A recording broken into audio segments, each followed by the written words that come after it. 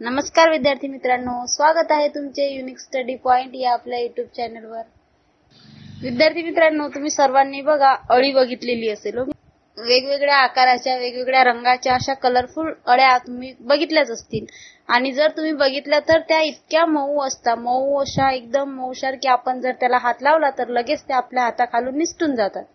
एवढ्या छान त्या अळीचा प्रवास कसा असतो हेच आपल्याला त्या अळीचा तो सुरवंट बनतो आणि सुरवंटचं नंतर एका बटरफ्लाय मध्ये कसं चेंज होतं हे आपल्याला या पोएम मध्ये शिकायचं आहे। बघा, सर्वप्रथम आपण ही कविता म्हणून घेऊ, त्यानंतर आपण ती समजावून घेऊया।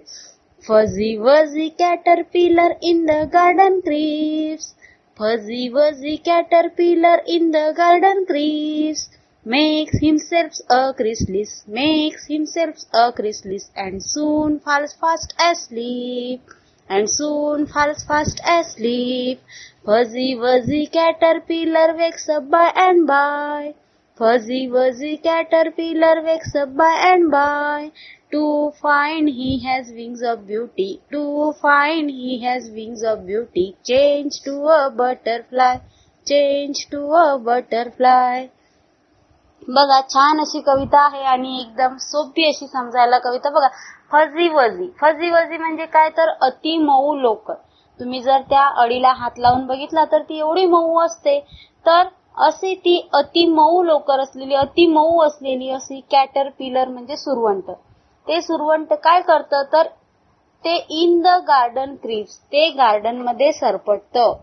कोण? सुरवंट, कॅटरपिलर। ओके, एकदम छान अति मऊ असलेलं असं ते कॅटरपिलर गार्डन मध्ये क्रिप्स करतं। क्रिप्स म्हणजे ते सरपटतं।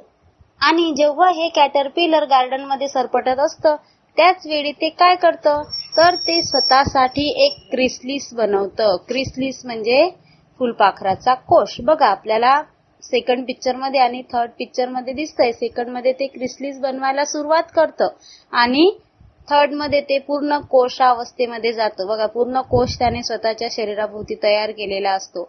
मग हे सुरवंट काय करतं तर ते असं छान म्हणजे आपल्या स्वतःच्या शरीराभोवती एक कोश तयार करतो।